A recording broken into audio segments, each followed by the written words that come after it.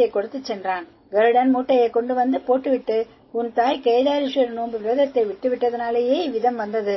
இனிமேல் பயபக்தியோடு நோன்பு நோக்கச் சொல் என்று சத்தம் உண்டாக்கி கூற, சிறுவன் ஆச்சரியப்பட்டு பயபக்தியோடு சந்தோஷத்தோடும் தன் வீட்டுக்கு வந்து தாயின் கையில் பெரிய தயாரால் கொடுக்கப்பட்ட நோன்பு கயிற்றையும் பலகாரத்தையும் முன்னே கொடுத்து பிறகு தனத்தையும் கொடுத்து நடந்த விஸ்தாரங்களையும் சொல்ல கேட்டு, பாக்யவதி மெய்தான், ஏன் அகங்காரத்தினால் கெட்டேன் என்று சொல்லி ஸ்நானம் செய்து கேதாரீஸ்வரரை நமஸ்காரம் செய்து கயிறை வாங்கி கட்டிக்கொண்டாள்.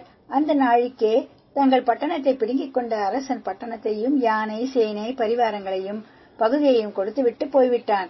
பிறகு முன்போலவே பாக்யவதிக்கு அஷ்ட ஐஸ்வர்யம் உண்டாகவே தான் முன்பு நோக்க தவறினபடியால் கேதாரீஸ்வரர் வறுமையை தந்தார் என்று அறிந்து அன்று முதல் நோன்பை கைப்பற்றியதால் சகல சம்பத்தும் பெருகி சுகபோகத்தோடு வாழ்ந்து வந்தாள்.